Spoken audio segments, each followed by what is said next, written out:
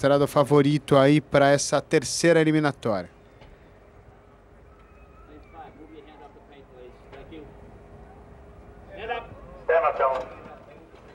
O Falk levantou a mão aí. O atleta pode fazer isso, Kleber? Levantar a mão e pedir para parar? Pode, ele pode verificar algum erro, algum probleminha no seu bloco de partida e comunicar a arbitragem antes de ser dada a partida.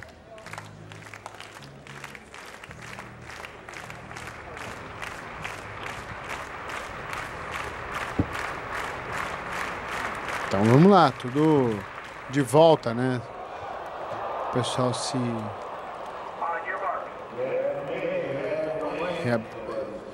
reabilitar aí, né? Realinhar.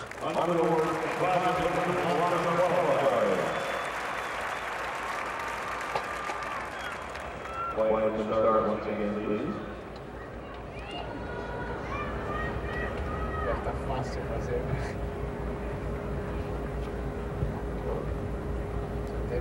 Até com medo.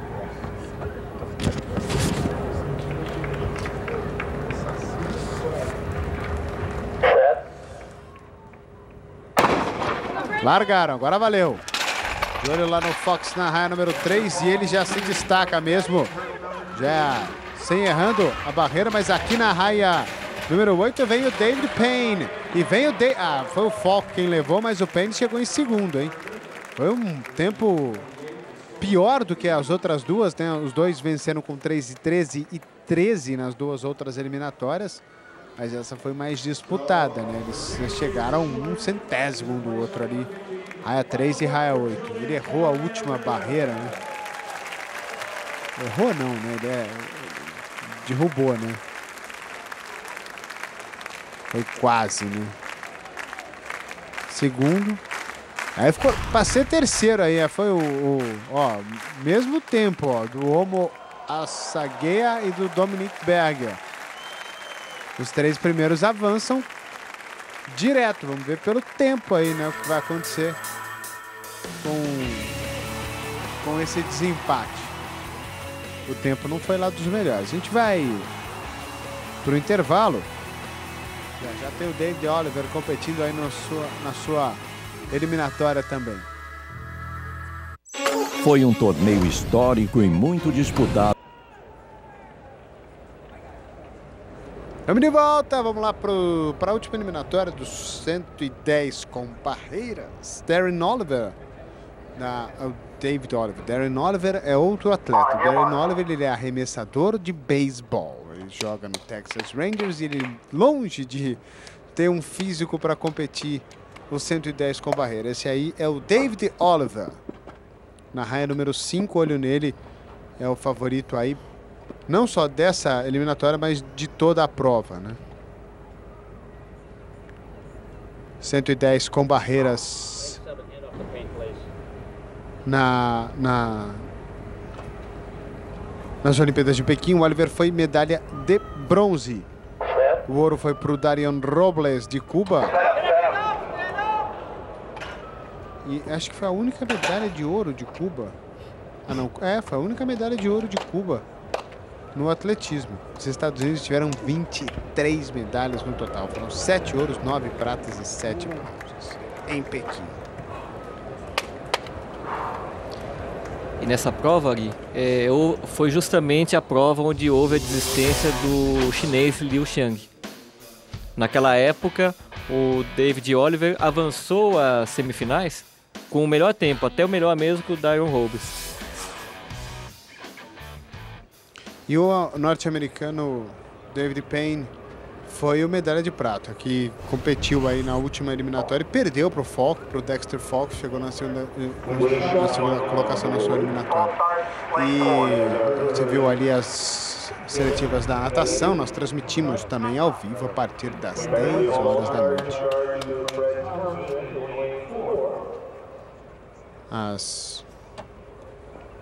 As eliminatórias da natação, e aí o atleta eliminado, né, o Frederick Towson. Aí não teve conversa, né? É uma saída falsa só e um abraço, né? Aí não há recurso que dê jeito. Porque das outras 2 vezes que a gente acompanhou aqui, foi uma mexida no bloco de largada, não foi a largada em si, né? Sim, aí já foi caracterizado a largada mesmo, então não tem apelação. Já vou pedir pro Kleber contar uma historinha aqui. Vocês prestem atenção nesses alto-falantes que tem ali atrás dos atletas. Olha aí na raia de número 5 com o Oliver. Um atleta sofreu uma contusão ali, da raia número 6, o Lawson Montgomery. Da raia número 7, perdão, o Jared Eaton. O Oliver venceu sem nenhum problema, com o melhor tempo, 13:11 das eliminatórias. E o Jared Eaton teve, infelizmente, uma contusão ali na raia número 7, sentiu um estiramento, que é o que parece, e por lá ele ficou, né?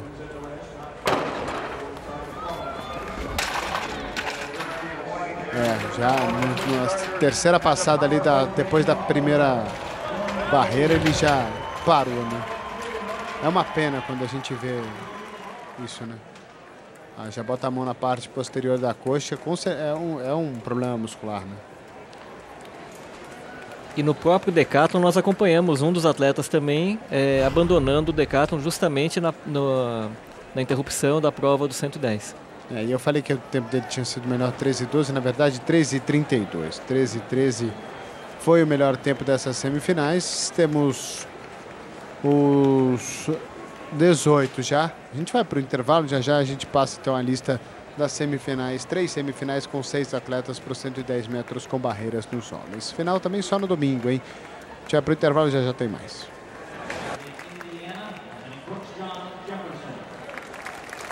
Estamos de volta. A gente vai para os 1.500 metros dos homens, né? São duas semifinais também. Depois a gente vai ter a última prova do dia, os 3.000 metros com obstáculos para as mulheres. Mas eu vou pedir para o Kleber contar 2 historinhas aqui. 2 que ele já me contou nos nossos intervalos aqui. O Kleber ele é um bom papo, viu? Porque tem história para contar e todas elas são barato. Mas essa aí que não tinha o alto-falante, né, ali atrás, e antigamente, no final da década de 80, aconteceu um fato bem interessante que eu pedi para você contar, Kleber. Em um dos torneios organizados pela Federação Paulista de Atletismo, que foi justamente uma prova de 400 metros rasos, um dos atletas não ouviu a largada falsa.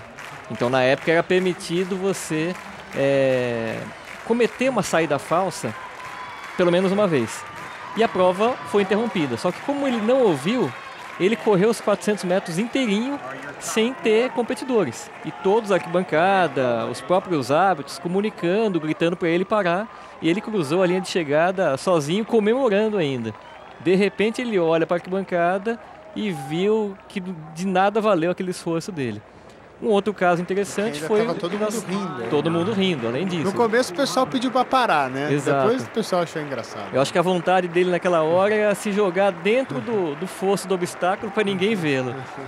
E um outro caso também inusitado para os dias de hoje é a questão da barreira. Então a barreira tem um peso que mantém a barreira em equilíbrio, até para que o vento não derrube a barreira, principalmente a barreira do 110, que é uma barreira mais elevada. E esse peso ele fica na base da barreira, na parte interna. E naquela época o peso ficava sobre a base. Então, uma vez que o atleta tocasse a barreira, esse peso era lançado para o alto. Então virava uma verdadeira batalha naval, uma prova de 100 metros, com risco para todos os competidores. Devia ter, deve ter imagem no YouTube desses pesos voando, né? Se pegar uma prova antiga, né? O que? Década de 80? Década de 80, final da década de 80. São coisas que evoluíram muito. Nós conversamos muito esses dias as provas de rua também, a questão do chip, né? Não havia chip. Então, os participantes da São Silvestre muitas vezes entravam no meio do caminho, não havia um controle, ele usava um número falso. São coisas que hoje para quem corre, por exemplo, prova de rua, jamais poderia imaginar que o controle era feito dessa forma. O resultado da própria São Silvestre, total, demorava uma semana para sair. Hoje, em questão de minutos, você já tem o resultado de qualquer prova de rua. Quando você se inscreve, você já recebe automaticamente o chip, né? Exato. Ele vai no tênis, né? Vai no tênis. Bom, vem a pré-chegada aí para a última volta dos 1.500 metros, essa eliminatória masculina.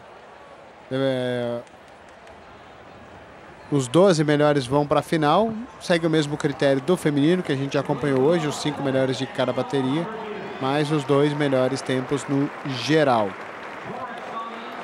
E a aceleração começa a ser bem grande aí nesse final, quando eles vão entrar aí nos últimos 100 metros depois da curva. Depois da curva, os últimos 100 metros, e parece final mesmo já. Tamanha é a disputa aí para chegar entre os 5 primeiros.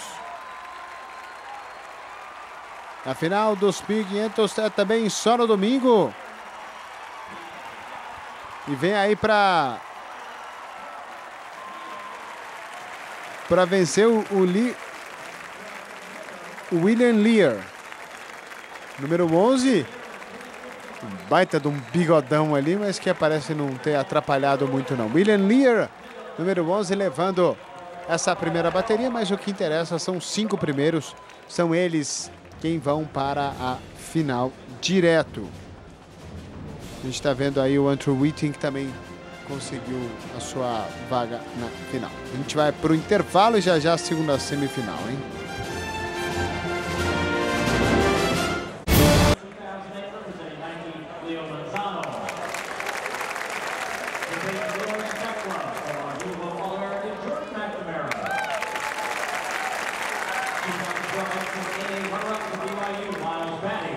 Estamos de volta.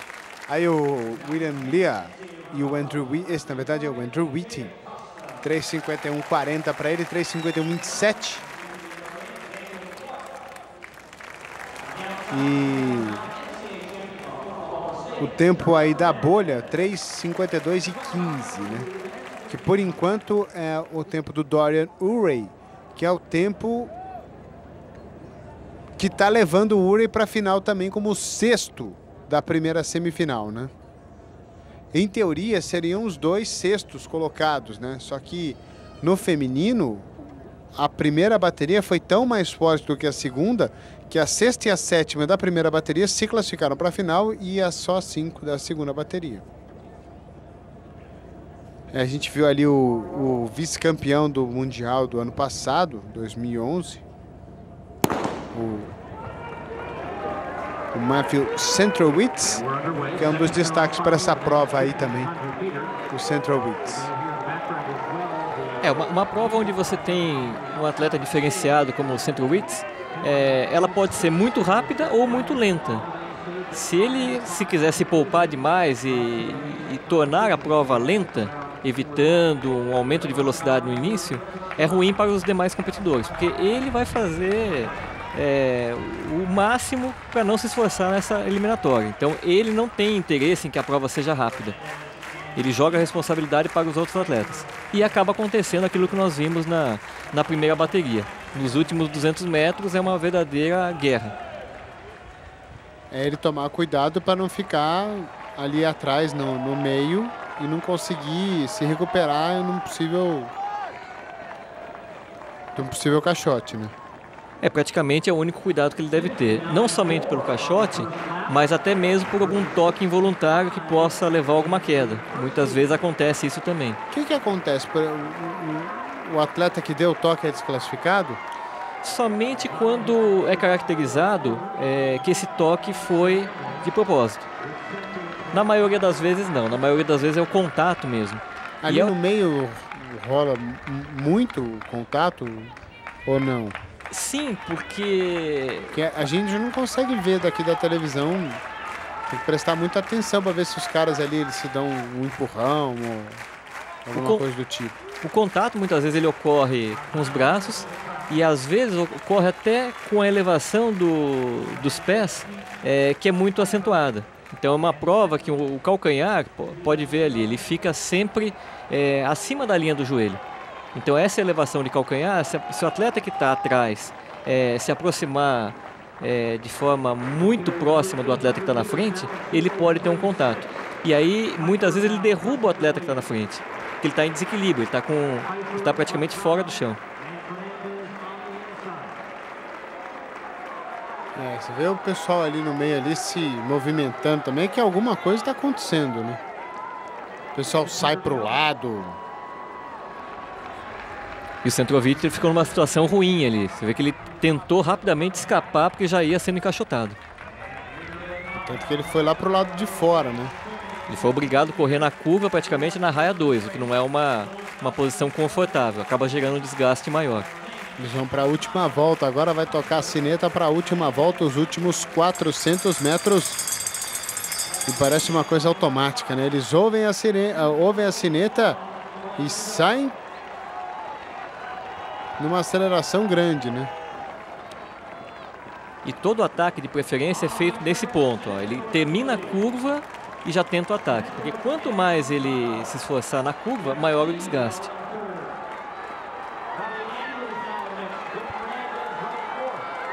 E agora a última curva, né? Eles vêm aí para contornar para os últimos 100 metros.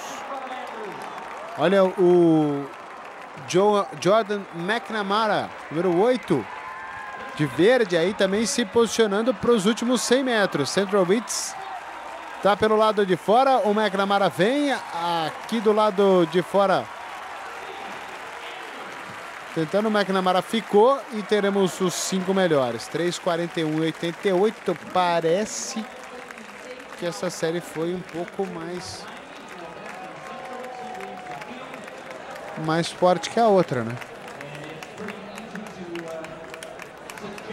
O McNamara, ele fez um ataque no momento errado. Ele fez o ataque justamente na curva. Apesar de ter tido durante um bom momento a possibilidade de se classificar, acabou se desgastando demais nesse ataque na curva. O Robbie Andrews é quem tentou aqui, conseguiu passar o McNamara no final.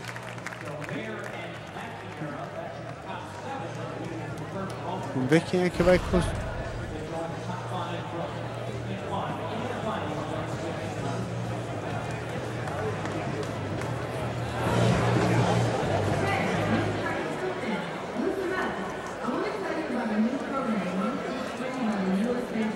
Os dois chegaram com o mesmo tempo, o Manzano e o Centrovic, né? Mas tudo bem. Agora os dois não vale muito isso aí, porque os dois já estão na final, né? Final no domingo. Agora, impressionante como essa série foi bem mais forte que a outra. Eles ganharam com 10 segundos. Bem mais forte, praticamente 10 segundos de diferença. Vamos pro intervalo, já tem mais, hein? Estamos de volta, última prova do dia e agora é final. Agora realmente vale vaga na Olimpíada de Londres 2012. Só final a partir de agora. A gente está vendo aí os homens que foram. Impressionante como a segunda bateria foi muito mais forte. 10 segundos de diferença, né? De uma para outra. Então foi... Até o Jordan McNamara aqui, você destacou que ele atacou na hora errada e acabou, pelo tempo, se classificando para a final.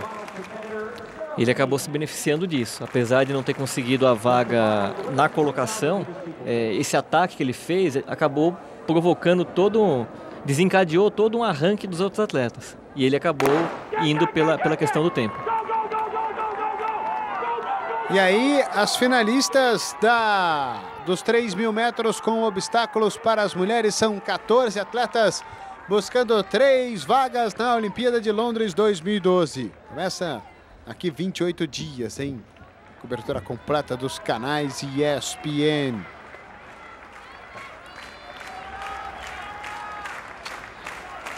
A prova do 3.000 metros, Ari, ela tem como melhor marca do mundo, recorde mundial, 8,58, da russa Gunara Samitova. A prova do 3.000... Na Olimpíada de Pequim. Na Olimpíada de Pequim. Essa prova é uma prova recente. Ela foi disputada no primeiro momento em 2.000 metros. Somente recentemente ela acabou tendo a mesma distância dos homens.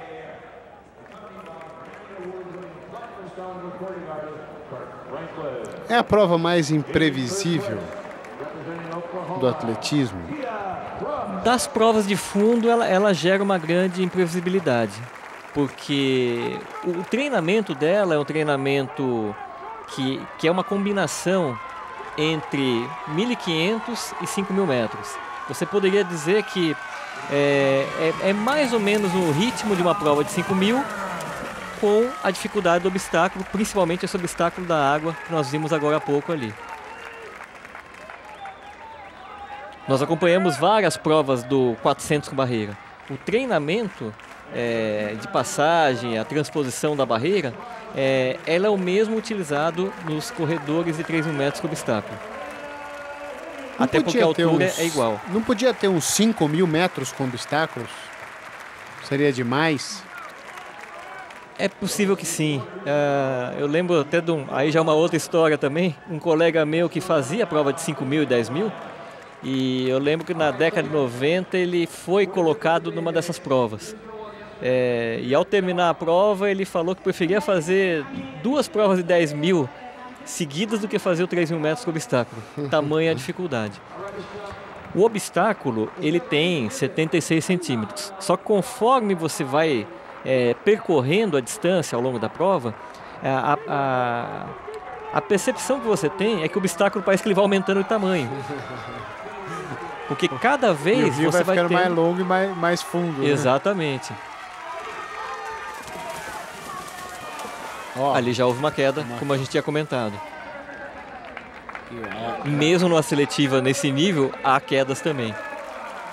A gente vai para o intervalo, hein? Já tem mais dos 3.000 metros com obstáculos. Estamos de volta. Vamos dar uma olhada como é que foram as finais aí do shot put, o arremesso do peso.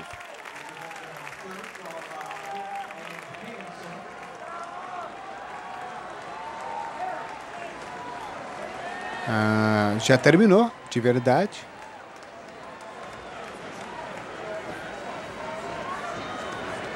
Gillian Cameron Williams, Michelle Carter e a Tia Brooks. E vamos voltar aos obstáculos porque vamos para os minutos finais de prova, né?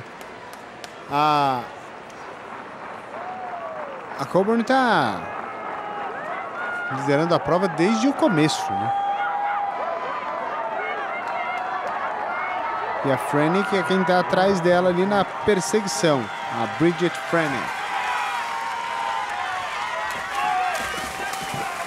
Ela passando muita tranquilidade os obstáculos, abrindo uma boa distância. Essa distância possivelmente para evitar um ataque de uma atleta mais veloz. Ela tenta justamente na primeira metade da prova conseguir essa distância que pode vir a ajudá-la a conseguir a sua vaga para Londres.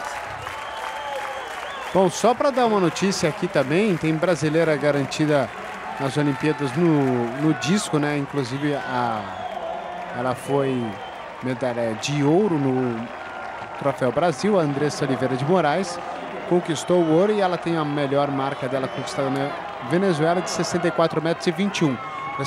Como é boa essa marca dela, ela seria com essa marca medalha de prata nos Jogos Olímpicos de Pequim.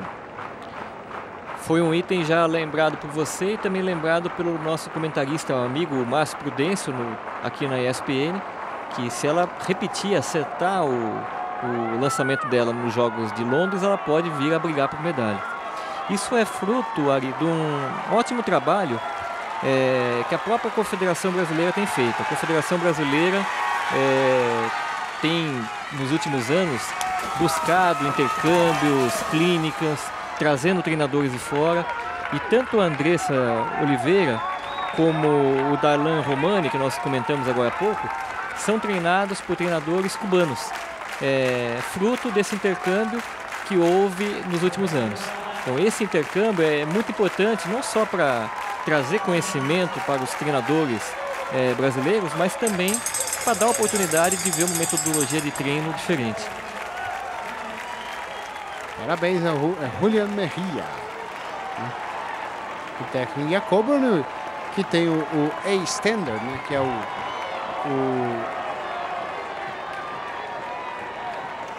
a marca olímpica, né?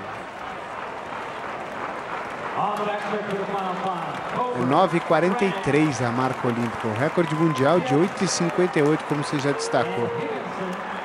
O A-Standard lá, 8,50 era agora, né? Ela vai com certeza conseguir completar no tempo A, né? Dificilmente nesse nível não teve em nenhuma prova até agora uma atleta que conseguiu a vaga na Olimpíada com o índice B nos Estados Unidos. Não aconteceu. Amanhã a qualidade dos atletas, né? E a Coburn vai levar a Coburn com... E agora vamos ver lá atrás, né? Se elas vão conseguir chegar. Vão conseguir chegar assim, 9,43. Tá aí a Coburn, a batalha pelo segundo lugar, que não faz diferença. A Franek chega em segundo, mas são as 3 melhores que vão para as Olimpíadas de Londres. 9,32. Aí a Franek e também a Emma Coburn. A opção ali pelo... me parece aqui. Shaleia Kipp, ela mesma, do Colorado aí chorando porque garantiu a vaga. Diga, cara. A opção pelo índice A, primeiro, como você mesmo comentou, o índice A é o índice que leva o atleta a uma chance de pelo menos chegar a uma semifinal, final. A própria Confederação Brasileira tem, esse ano, optado por uma equipe mais reduzida. Uma equipe que tem, na sua maioria, atletas com índice A. Somente o último caso mesmo tem sido adotado o índice B. Porque o investimento é muito alto, né? Você levar um atleta com pouca chance de avançar depois de uma primeira preliminar, acaba não acrescentando em nada. Então é preferível que invista esse dinheiro para que talvez esse mesmo atleta que fez o índice B tenha melhores condições de treinamento, tenha um intercâmbio em competições mais próximas de nível intermediário, do que levá-lo aos Jogos Olímpicos somente para fazer uma eliminatória. Faz diferença, né? Bom, amanhã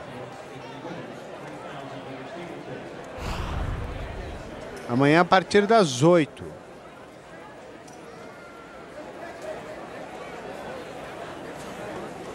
Não, amanhã a partir das 10, perdão. Amanhã tem a semifinal dos 200 metros, a final dos 110 com barreiras e a final dos 200 metros rasos para as mulheres. Aí o mesmo discurso de todos os dias, né? Todas elas trabalharam bastante durante o ano inteiro. Era o que eles estavam tentando alcançar desde o começo. E é mesmo, né? Porque tudo se resume a isso, né? Os Estados Unidos têm essa seletiva, não é como, por exemplo, no Brasil, que você tem alguns outros jeitos de conquistar a vaga na Olimpíada. Então fica feito o convite amanhã a partir das 10 da noite. Final dos 200 metros.